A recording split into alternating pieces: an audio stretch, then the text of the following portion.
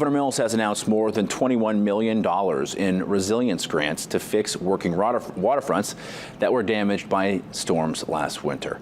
There are a total of 68 waterfronts receiving the grants. Funding will go toward the reconstruction and improvement of damaged wharves and piers, as well as supporting bait sheds and repairing and upgrading fuel and electrical systems.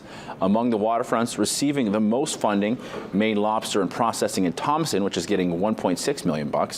Ace Lobster and Greenhead Holdings in Stonington is receiving over $500,000. Grants will go to the waterfronts on August 9th when the supplemental budget takes effect.